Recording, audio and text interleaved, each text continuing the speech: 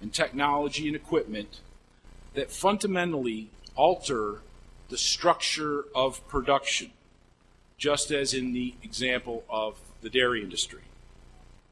The structure of production is simply the culmination of all the microeconomic aspects of the economy. Along with this reconstruction or reconfiguration of the capital structure of the economy, the labor market is similarly distorted in a manner so as to match the change in the structure of production. During the boom phase of the cycle, all of these investments appear to be highly profitable. Virtually everyone seems to be a business and investment genius.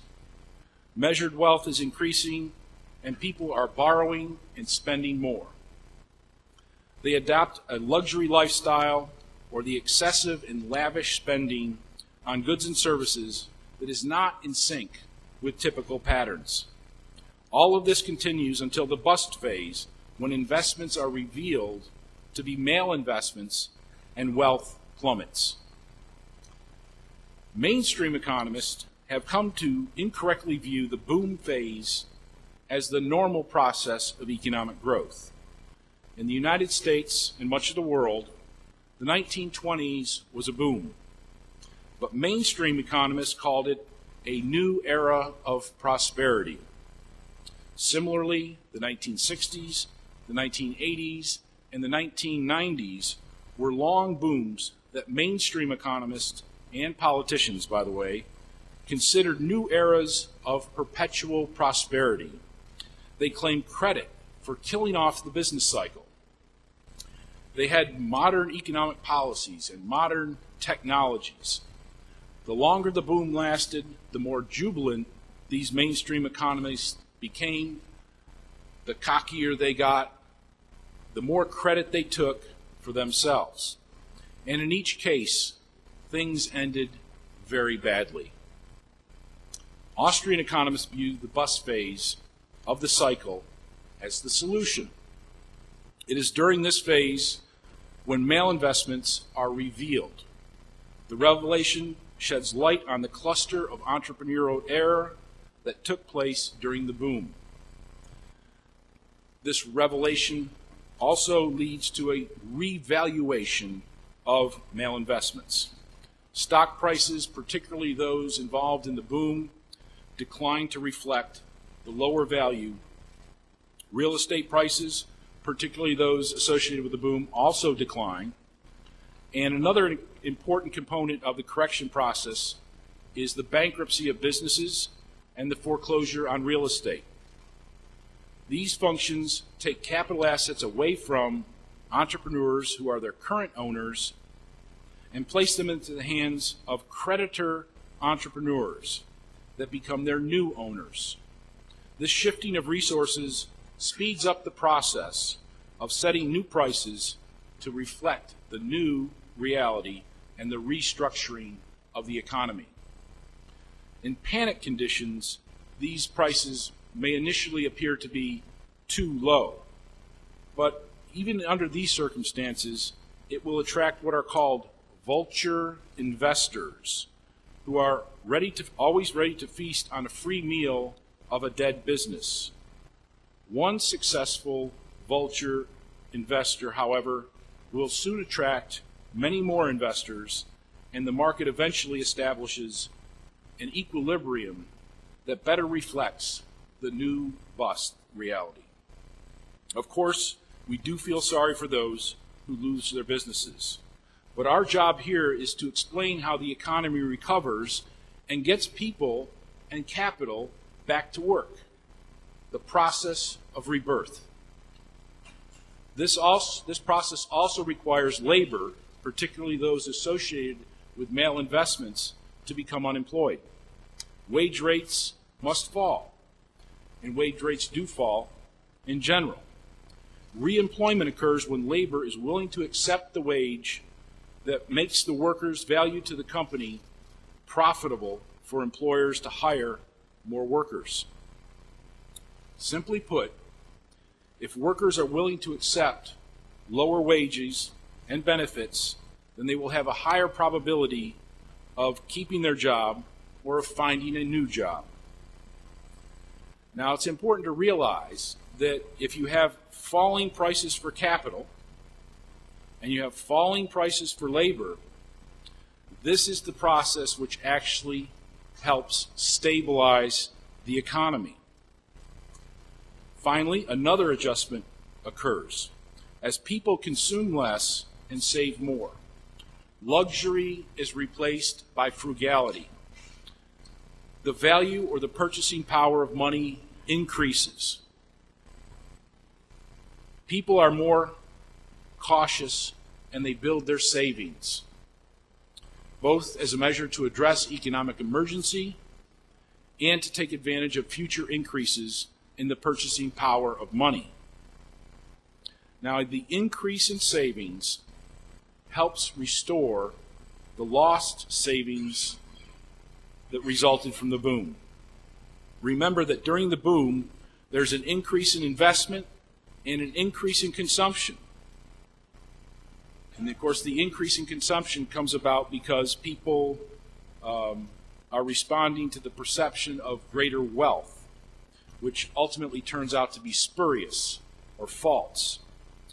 During the boom, the increase in investment and spending, if you have both of them going up at the same time, essentially what you're doing is drawing down on your capital or your savings or the economy's pool of funding. Thus, the increased savings during the bust literally provides the building blocks to rebuild the economy and to put people back to work and to restore genuine economic growth. The overall process is one where resources are reallocated and priced. Here, the relative prices of capital assets and labor fall relative to the price of consumer goods. Okay? Consumers are cutting back. The price of capital is falling. The price of labor is falling. But the price of consumer goods is remaining relatively high. Hence, because the price of inputs are falling relative to output prices, basically what you have is profit opportunities emerging and enlarging. So the more that asset prices fall, the more that labor wage rates fall relative to consumer goods, it's opening up profit opportunities for entrepreneurs. And this gets entrepreneurs back to work, piecing together capital with labor to produce for consumers and to take advantage of those opportunities. In terms of public policy, Austrians recommend a hands-off, laissez-faire approach. Markets should be free to adjust. Any attempt to impede this adjustment process only increases the overall burden or economic cost of the bust. It delays the return of prosperity. It delays the return to economic growth. This is actually an ideal time to eliminate regulations, to eliminate taxes, and to eliminate government bureaucracies. Reforms such as those may initially reflect badly in terms of GDP, but it will speed the correction process, the recovery, and lead to much higher rates of economic growth in the future. Attempts to restart the inflationary boom by a central bank are very dangerous. If successful, such monetary policy bailouts only enlarge the problem of the boom and provide investors with a moral hazard. If a central bank is successful in bailing out investors for maybe 2 or 3 small bust cycles, it will warp the perceptions of entrepreneurs and make them insensitive to risk. This, in turn, will only make the ultimate bust much more severe. Fortunately, government statistics are so clumsy and slow, and the legislative process is usually so slow and clumsy that it means the economy can often recover before the government has a chance to intervene. However, if the government and the central bank are quick to act and do so in a significant and sustained manner, it can make the correction process much worse and drawn out. Now, there have been two identifiable times in the United States where the central bank has undertaken a sustained effort to sustain a boom and then a sustained effort to fight a bust. I refer to these periods as super cycles. The first episode was the boom of the 20s, the roaring 20s, which was followed by the Great Depression.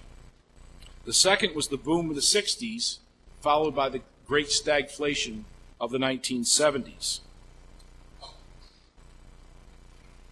So how well does the ABC, or the Austrian business cycle theory, compare to other theories of business cycles in practice? Well, I propose a test of the theory that is going to be heavily biased in favor of mainstream economics and heavily biased against the Austrians. My test question is, how well do economists from the Austrian school predict business cycle crisis? And how well do economists from the mainstream predict economic crisis? Now, what makes this an interesting test is that Austrian economists, of course, are vastly outnumbered by the mainstream, somewhere on the order of 100 to 1. And also, Austrian economists, strictly speaking, do not view prediction as technically part of economic science. Mainstream economists are completely different. They place the role of prediction as the central purpose of their entire discipline. So there's a very important complete distinction or differentiation here between Austrians and mainstream economists. Now, the first event I'm going to use is America's Great Depression of the 1930s. The 1920s, of course, was a new era, the first new era of the 20th century. It was a time of tremendous new technologies. The economy was booming thanks to the central bank, and the stock market was clearly in a bubble. The newly elected president of the United States, Herbert Hoover, declared in 1928 that unemployment was widely disappearing and that we were closer to the final triumph over poverty than ever before in history. And of course, this new era thinking dominated Wall Street, it dominated the media, and it dominated politics. Well, Irving Fisher was the most prominent economist of this period and is still considered by mainstream economists to be one of the greatest American economists of all times. And he virtually invented modern macroeconomics and monetary policy under central banks. He believed that the great prosperity of the 1920s was the result of the scientific stabilization of the dollar, an idea that he invented and promoted and which was undertaken by the Central Bank of the United States. On the eve of the great stock market crash of 1929, Fisher reassured investors that he foresaw no problem in the stock market. Quote, "There may be a recession in stock prices, but not anything in the nature of a crash. Dividend returns on stocks are moving higher, and this is not due to receding prices of stocks, which will not be hastened by any anticipated crash, the possibility of which I fail to see." And this was just like 10 days before the stock market crash.